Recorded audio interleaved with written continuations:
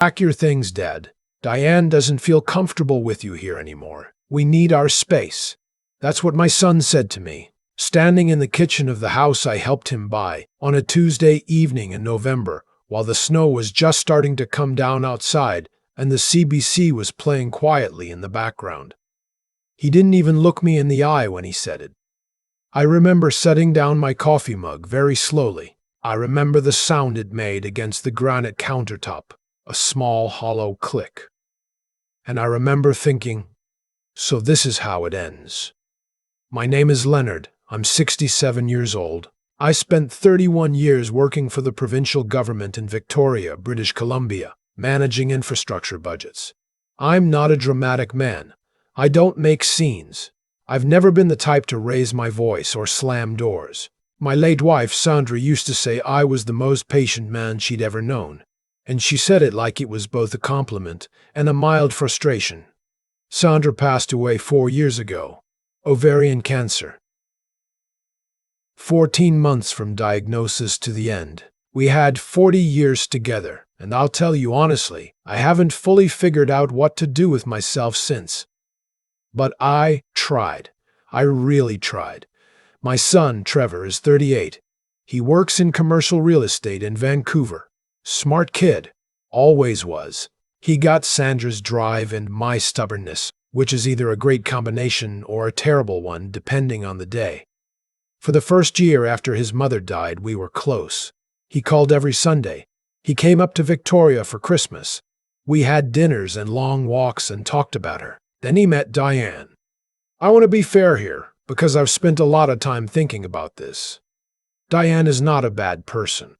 She's sharp, she's organized, and she clearly loves Trevor in her own way. But she grew up in a family where everything was transactional. Every favor had a value. Every relationship had a ledger. I noticed it early. Little comments, little calculations. But I told myself I was being unfair. I told myself this was just her personality, and I needed to respect that. They got engaged after 8 months, married after 14.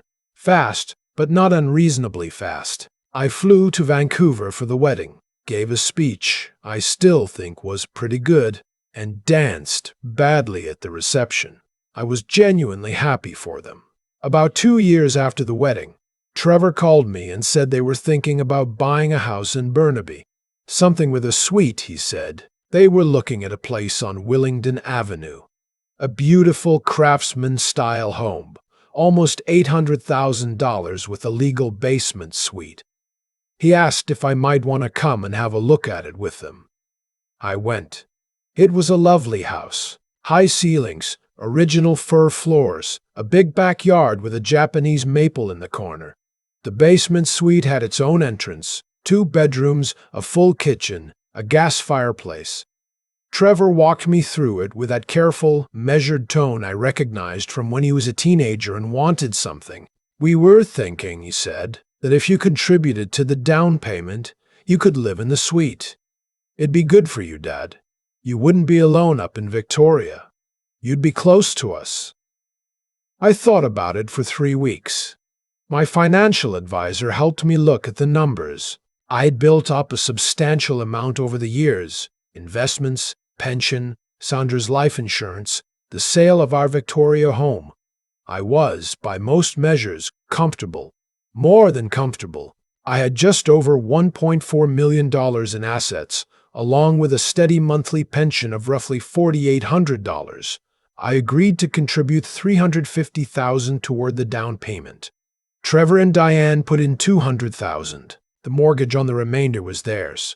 I also agreed to pay $1,400 a month toward the household, utilities, property tax, shared maintenance. In exchange, I would have the basement suite, fully furnished, and we would be family living close together. I want to be honest, those first 8 months were actually good. I had dinner upstairs twice a week. I took my grandson, Diane's son from a previous relationship, a 12-year-old named Brody, to hockey practice on Saturdays. I planted tomatoes in the backyard and gave half of them to Diane, who seemed genuinely pleased. Trevor and I watched Canucks games together on Friday nights. Then things shifted. It was small at first. Diane started referring to the backyard as our space, then the garage. Then she mentioned, politely but pointedly, that she and Trevor were thinking of converting the basement suite into a home gym and family media room. I said I thought that was a conversation for another time. She didn't say anything more about it that day. A few weeks later, she told Trevor, not me, Trevor, that my schedule was disrupting their routine. Apparently, I had a habit of coming upstairs on weekend mornings without calling first. We had never discussed a policy about this. It was their house, but I'd helped make it their house, and I had lived there for nearly a year. I thought we were family. I adjusted. I started texting before I came upstairs. I stopped using the shared side entrance and used only my own door. I stopped asking Brody if he wanted a ride to hockey unless Diane confirmed it first. But it wasn't enough. It's never enough when someone has decided they want you gone. That November evening, about 16 months after I moved in, Trevor sat down across from me at the kitchen table while Diane stood near the counter with her arms crossed. He told me that the arrangement wasn't working, that Diane felt the boundaries had become unclear, that they needed the space for their family. Their family. What about the down payment? I asked. I kept my voice very even. We'll figure out a plan to pay you back, Trevor said. I nodded. I didn't argue. I said I'd need a few weeks to find a place. He said that was fine. Diane said nothing. She went upstairs while I was still sitting there. I drove to a coffee shop on Kingsway that night and sat alone for 2 hours. I don't know that I was angry exactly. It was something quieter than anger. It was the feeling of having been wrong about something fundamental, about who my son was, about what I meant to him, about what family means when money is involved. I called my friend Ray the next morning. Ray had retired from the RCMP and was about the most sensible person I knew. I told him what had happened. He listened without interrupting, which is a rare quality. Then he said, "Leonard, before you move a single box, you talk to a lawyer." I talked to a lawyer. What I learned over the next 2 weeks of very careful and occasionally devastating conversations was that my situation was not unusual. My financial contribution of $350,000 had been structured, unfortunately, as a gift toward the purchase rather than a formal loan or co-ownership arrangement. We had no written agreement. The monthly $1,400 had also never been formally documented. I had been, in the legal sense, a tenant contributing to a household, not a co-owner. My lawyer, a methodical woman named Patricia who specialized in family property disputes, told me I had some options. They were not great options. I could pursue a claim for unjust enrichment, which would be slow and uncertain. I could negotiate a private settlement, or I could simply move on and absorb the loss. I sat with that information for 3 days. Then I made some decisions. The first thing I did was contact my financial advisor and do a full accounting of everything I had. When all was calculated, including the pension, the remaining investments, the GICs, the TFSA, and a small piece of commercial real estate I'd quietly purchased in Langford during the pandemic when prices dropped, my total net worth was just over $2.1 million. I hadn't made a point of mentioning the Langford property to anyone. It had seemed private. The second thing I did was find an apartment, not a modest one. I found a furnished 2-bedroom on the 32nd floor of a building near Olympic Village in Vancouver, with a view of the mountains and False Creek. The monthly rent was $3,200. I signed a 12-month lease without blinking. The third thing I did was write a letter. I took my time with it. I wrote it by hand first, then typed it out carefully. I had Patricia review it. I addressed it to Trevor. In the letter, I explained that I had consulted legal counsel regarding my financial contribution to the purchase of the Willingdon Avenue property. I explained that while the contribution had been made in good faith, and while I had no intention of disrupting their lives, I had been advised that a formal claim for the return of funds was within my rights. I was not pursuing litigation at this time. However, I was formally requesting the return of $200,000, a portion of my original contribution, within 180 days. The remainder I was willing to consider a gift in recognition of the time we had shared as a family. I also noted that I would no longer be contributing $1,400 per month as of my move-out date, which I set for December 15th. I also told him in the final paragraph that I had updated my will, that Patricia had helped me establish a trust structure for the future, that Trevor remained in my life as my son, and that I hoped we could find our way back to something real between us, but that the way things had been was not something I was able to continue. I sent it by registered mail and emailed a copy through Patricia's office. I moved out on December 15th. I hired 2 men from a moving company in New Westminster and was out by noon. I took the Japanese maple pot, the small one I'd brought from Victoria. I left the tomato cages. Trevor texted me that evening. He said, "Dad, I didn't know it had gotten to this point. Can we talk?" I replied, "Yes, when you're ready." I didn't hear from him for 11 days. In those 11 days, I set up my apartment. I bought a new coffee maker, a proper one, a Breville, the kind Sandra always said was an unnecessary extravagance. I unpacked my books. I put the small photo of Sandra and me at Tofino on the shelf above the fireplace. I walked along the seawall every morning. I ate at a Vietnamese place around the corner twice a week and tipped generously. I was, improbably, all right. I also, during those 11 days, received a phone call from Diane. "I'll give her this," she called herself. She didn't go through Trevor. She said, in a careful and somewhat rehearsed voice, that she wanted to acknowledge that the situation had not been handled well, that she had perhaps been too focused on our household dynamic without fully considering my position. She said the letter had been a surprise. I said I appreciated her calling. She then asked whether there was any flexibility on the $200,000 request, whether we could discuss a longer timeline or a reduced amount.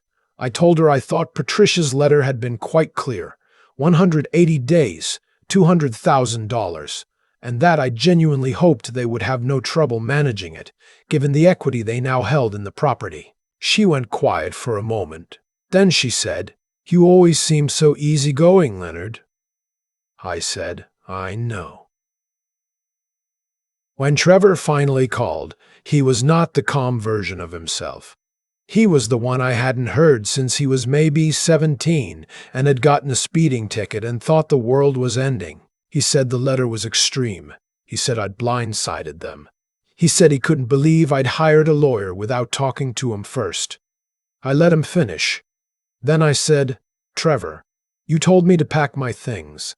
You said your wife wasn't comfortable with me there. You made that decision without talking to me first either." Silence. "I'm not trying to hurt you," I said. "I'm trying to be treated like I matter. That's all this was ever about." He came to the apartment the following Saturday. He sat in my kitchen and drank the coffee I made him and looked out at the view for a long time without saying much. He asked about the Langford property. I told him about it, when I'd bought it, what it was worth now, why I'd kept it quiet. I wasn't hiding it from malice. I had just learned, somewhere in the past few years, that sharing everything about your finances with people who love you does not always make them love you better. He said he hadn't known the numbers. He said Diane had been telling him for months that I was dependent on them, that I needed the arrangement more than they did, that I would never actually leave. I looked at my son, 38 years old, Sandra's cheekbones, my stubborn jaw, and I felt something complicated, not quite anger, not quite grief, something that sits between the two. "She was wrong," I said simply. "We are finding our way back. It is slow, and it is real, and it is not a fairy tale. Trevor came for Christmas. It was just the 2 of us, and we ordered Swiss chalet and watched a game, and it was not perfect, but it was honest. Brody sends me occasional texts about hockey scores, which I find oddly moving. Diane and I have not spoken again since that phone call, and I think that's probably the right distance for now. The $200,000. They're working with their mortgage broker to refinance. Patricia tells me they're on track. What I want to say, if you've listened this far, is not really about the money. The money was just the mechanism. What it was really about was whether I would spend whatever years I have left being someone's convenience, or whether I would remember, at 67, in a nice apartment above False Creek with a view I genuinely love, that I still get to have a life that belongs to me. Sandra would have told me to stand up for myself a year earlier. She was always braver than I was. I'm working on it. I keep thinking about that coffee mug, the sound it made when I set it down on the counter, that small, hollow click. In that moment, I didn't know what I was going to do. I only knew that something had broken, quietly and permanently, and that I had a choice about what kind of man I was going to be on the other side of it. What I've come to understand is that how we treat people when we think we have the upper hand reveals everything about us. Trevor and Diane believed I was dependent. They believed I had nowhere to go, no plan, no options. And because they believed that, they stopped being careful with me. They stopped being kind. That's not a coincidence.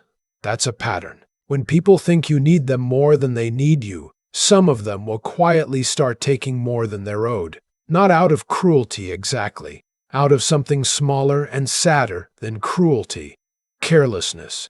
I'm not without fault in this. I was too easygoing for too long. I noticed the small things, the shift in Diane's language, the way the backyard became their space, the way my presence was slowly reclassified from family to inconvenience, and I told myself I was being uncharitable. That's not patience. That's avoidance. There's a difference, and I learned it the hard way at 67 years old, which is, frankly, later than I would have liked. What I did in those weeks after being asked to leave required something I hadn't fully used in years. It required me to think clearly when everything in me wanted to either collapse or react. I had to look at my actual situation, not the story I'd told myself about it, not the story Diane had been feeding Trevor, but the real numbers, the real legal standing, the real options. That kind of clear-eyed thinking is harder than it sounds when the people involved are your own son and the life you thought you were building. But it's the only thing that actually helps. And then, after I understood my situation clearly, I had to act on it. I had to sign that lease, write that letter, make the call to Patricia, move out on the date I'd said I would move out. Every one of those steps felt uncomfortable. None of them felt natural. I am, as I said, not a dramatic man. I don't enjoy confrontation, but I've learned that doing the right thing for yourself is not the same as being dramatic. Sometimes it just looks that way to the people who were counting on you to stay quiet. Trevor sat in my kitchen and looked out at False Creek and said he hadn't known the full picture. I believe him. I think he genuinely didn't know. And that tells me something important, not about his character, but about mine. I had spent so long being the easy one, the flexible one, the one who didn't make a fuss, that the people closest to me had stopped thinking of me as someone with real weight in my own life. Sandra knew better. She always did. I don't know exactly where things will land with Trevor. I know we're trying. I know Christmas was quiet and honest and not what either of us pictured, and I know that sometimes honest and quiet is the best foundation you can build on. I'm not interested in a relationship built on what I can provide financially. I'm interested in one built on something that actually holds. That's what I want for whatever years I have left. Not comfort at any cost. Not peace bought with smallness. Just the kind of life where, at the end of the day, I can look at the photo of Sandra on that shelf in Tofino and feel like I showed up for myself the way she always believed I could. I'm still working on it. But for the first time in a long time, I think I'm actually getting there.